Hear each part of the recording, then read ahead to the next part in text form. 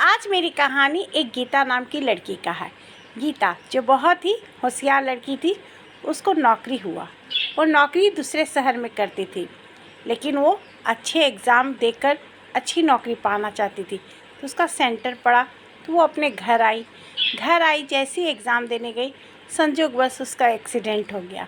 इतना भयानक एक्सीडेंट हुआ कि उसका पैर में बहुत बड़ा जख्म, घुटना फूट गया। खैर एग्ज़ाम तो वो दे नहीं पाई।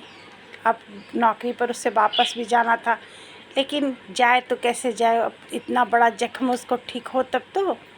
थोड़ा सा जख्म ठीक हुआ तो वो सोची कि अब चलना चाहिए। तो वो जा रही थी, तो अब उसको जब निकली तब तो ठीक थी, लेकिन जा रही थी बहुत कस के खांसी हो गया।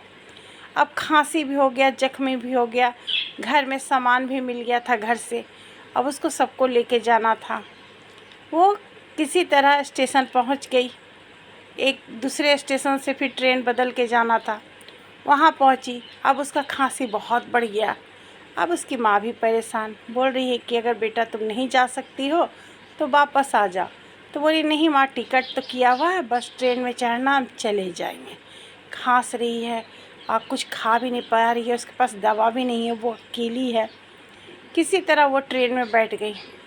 अब ट्रेन में बैठी तो उसको जहाँ पहुँचना था, वो सुबह के 5:15 बजे वहाँ पहुँचना था। जब 5:15 बजे सुबह पहुँची तो एकदम अंधेरा, स्टेशन पर कोई नहीं, और उसका घाव में उसका प्लाज़ो भी चिपक गया था। अब वो बहुत कष्ट में थी, खांसी भी इतना कि उससे चला नहीं जा रहा है।